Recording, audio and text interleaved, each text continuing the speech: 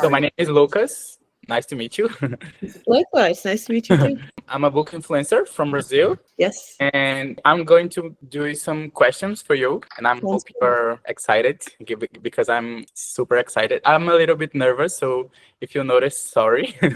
Oh, I wish I could speak a little Portuguese. Is obrigada? Is that how you say thank you? Yes. Obrigada for speaking with me. So my first question is what the Brazilian readers that are going to know you right for the first time can expect from everyone in this room with some baby deaths. Yeah, so that book is about a morbidly anxious atheist lesbian woman who stumbles into a job at a Catholic church. It deals with existential dread, and it's intended to be somewhat dark humor. So hopefully they'll find it, fingers crossed, they'll find it funny maybe a little, but it also deals with topics like depression and mental health. Nice. I find it very funny. Oh, thank you. In this topic, how is like to mix themes so opposite in a narrative, like atheism, religion, queer protagonism, and in a fun way, but still being profound? Yeah, I think it's interesting to write about some topics that are darker or heavier, like mental illness or being a queer person in a religious space. I think those are important topics. And when I started writing that book, I was raised Catholic, so I was thinking about my own experiences in the Catholic Church, and I was thinking about my own experiences with mental illness, and this book was a nice way for me to sort of explore those topics.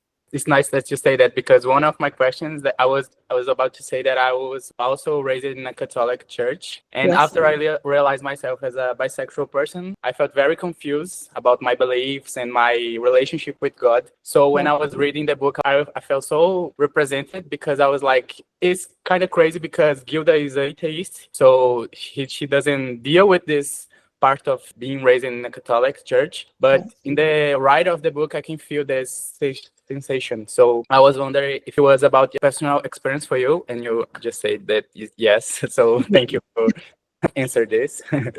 I'm glad to hear that you related in some ways. That's nice to know that you connected. So thanks for saying that. The book was published in 2021, and we are now in 2025. So do you think there are things that will change in the book today? And how do you feel about the book being published in Brazil that much later? Well, it's so exciting to hear that it's being published in Brazil. I'm jealous. I've never been to Brazil, so my book gets to go, and I haven't. It sounds like such a beautiful place. But when I write a book, I forget so much of it. So it would be hard for me to say what I would change. I would have to look through it. I do know, there are some little things I would change, but for the most part, I sort of think when you finish something, I'm someone who feels like, well, that's done, and I don't look back on it like there's something I would change. So yeah. I don't know if it's too personal, but the main subject of the book is death. So where did you get the inspiration for write it, and how is your relation with death? Yeah, no, that's okay. That's okay to ask that. I first started writing that book after someone in my family died, and I was in a Catholic church for the funeral, and I was in my mid-20s, and some time had passed since I had gone to church. I had grown up, and I was moved out, and I stopped going to church as an adult, and so this was one of the first times I was back in that space, and it was the church that I grew up in, so it was all familiar to me. And I was thinking a lot about death because someone had died, but I felt like I was sort of looking at the church with fresh eyes, or a fresh perspective, because I hadn't been there in a long time. And I thought, I looked up in that church, at the front of the church, there was a crucified Jesus statue. And I was thinking about how gruesome that imagery is, and how it never occurred to me that was so morbid when I was a kid. I just, it's normal to you when you're in that, like maybe you have had that experience too, where, you're used to seeing that, and it doesn't stand out as being like, oh, that's so gruesome. And so I was thinking like that, and that made me think a little bit like the main character in this book does. And I was looking around at the church and thinking about how, we're drinking the blood and we're eating the body. And I thought, oh, this is so, if I weren't raised Catholic and I were brought into that environment and I didn't know all that, I would think this is so strange. So that's sort of where I started to get the idea. One of my favorite parts is when she eat cookies, then she found out Yeah. body of Jesus. It's so funny because when I was growing up, it's like sacred. Just we need a preparation to eat that, and Yeah. I think that for someone that was not raised as Catholic, it's like just some cookies. So Exactly, yeah, funny. same. Yeah. Even though the book approached such heavy themes, it's a very fun and ironic tone. Like you say, it's dark humor. So what made you write it like this and not in a more sad way? Yeah, that's a fun question. Whenever I sit down to write a book, my intention is always to write a funny book because I love funny books. Mhm. But then my characters always end up having depression or really dealing with dark things. So I think that's why. I also think, humor is a coping mechanism. It helps us deal with some of the hard parts of life. And when you're reading a book that deals with heavy topics, just as a reader, I like to get, a little uplifted so that it's not such a tough read. So that's probably why. So in the book, there's a part that Gilda talks about all of us being imposters and that we just pretend that we know how to be adults and live life. So sometimes I feel that I don't really know what I'm doing of my life. And I wonder if you have ever feel the same. And if as long that we grow old, it's get easier or we just stay lost for the rest of our life. Oh, that's a big question. I do relate to that too, especially as a writer. Honestly, I often feel like, oh, it's so strange that I have a book published or that anyone's reading it or that folks like you are talking to me about it. I think like, oh no, like I'm going to get caught. I shouldn't be here. I do think, it has been a few years since I wrote that book, and I thought a lot like Gilda when I wrote that book too. I also felt a lot like an imposter in a lot of my life. I think realizing that everyone feels that way is a helpful thing to know. I think realizing that most adults are also just figuring it out and learning things and also feel a little bit like we're all sort of babies inside. I think we all feel that way, and knowing that is helpful. But yeah, I feel it's nice to know other people feel that way. So The next questions are a little bit heavier. So okay. just Yeah. there's a part when Gilda talks about not being the same person all life, that she believes that she is a different person in every stage of her life. And I wonder if you feel the same. People always say that we are in constant change, but at the same time that we are made of every experience we go through. So in your opinion, do you believe that you are a different person now that you were before, or that the person that you are today only exists because of the things that you live in the past? Oh, that is a great question. I think I probably lean towards the second. I think I'm sort of built on the previous versions of myself.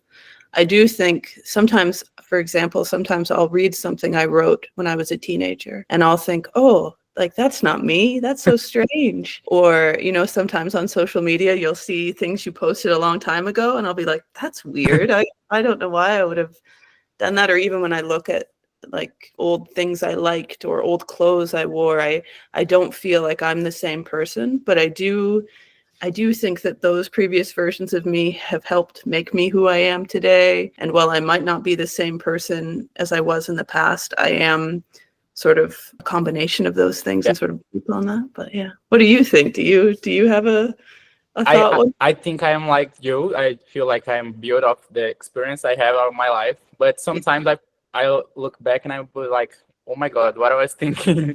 Like, who is the person? Yeah, who is this? Yeah.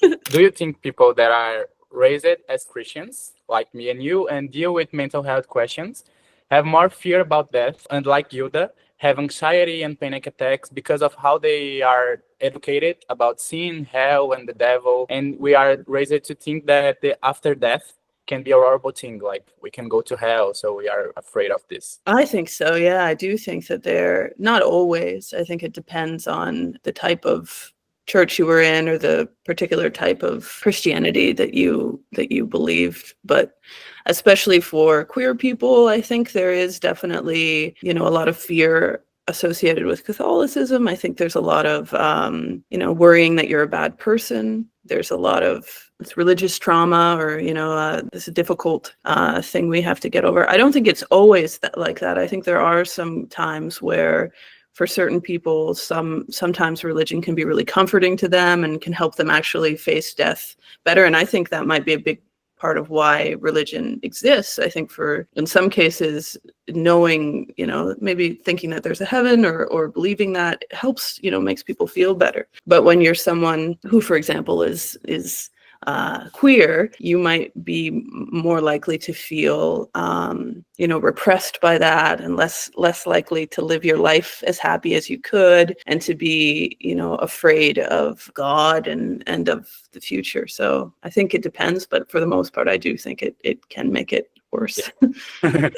So in the same topic, it's funny because Gilda is not like this example that I said before. She is an atheist and her parents too. So what do you think that can make people so afraid of that and is not related to religion? Yeah, well, I think it's obviously so scary to think about. For Gilda, what she's afraid of is what the purpose of life is. There's one line that says something along the lines of, she feels hyper aware of how important everybody is, but also really aware of how insignificant everything is. Yes.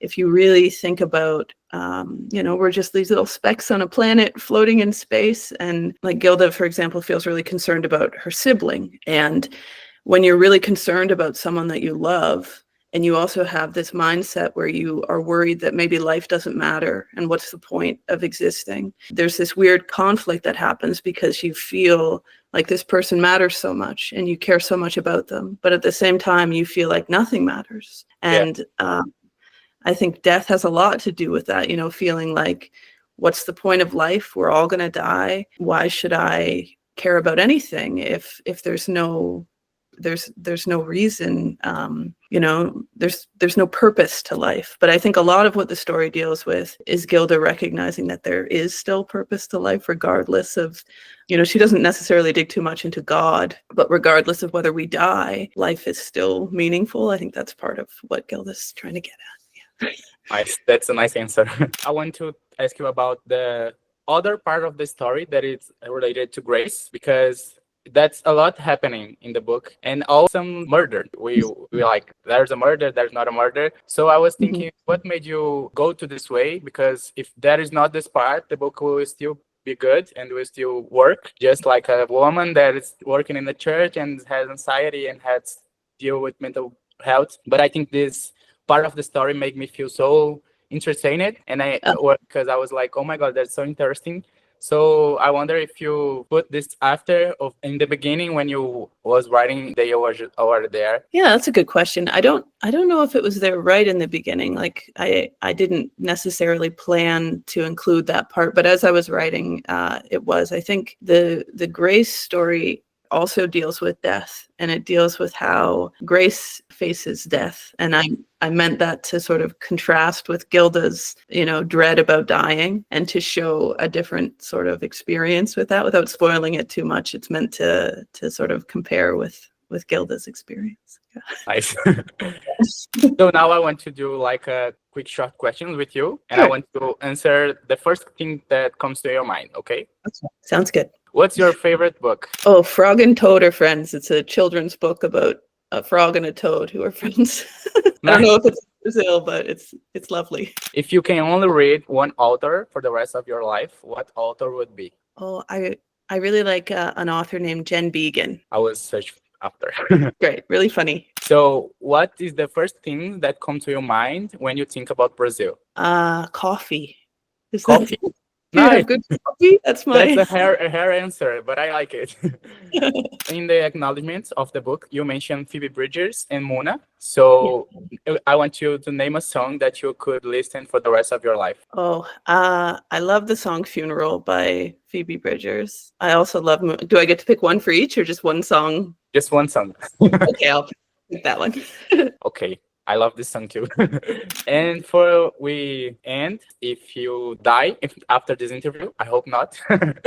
What do you want to be your last words? Thank you, or obrigada, I guess.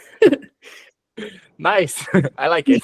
Thank you so much. That's it. I'm so happy that we can have this chat. I'm so happy and excited by the book being published in Brazil, and I know that all the readers here are gonna love it. So I'm so excited, and I hope you can come to visit us. Yeah, that'd be so nice. Yeah. Well, thank you so much for sharing my book with folks. I really appreciate it. It's nice chatting with you.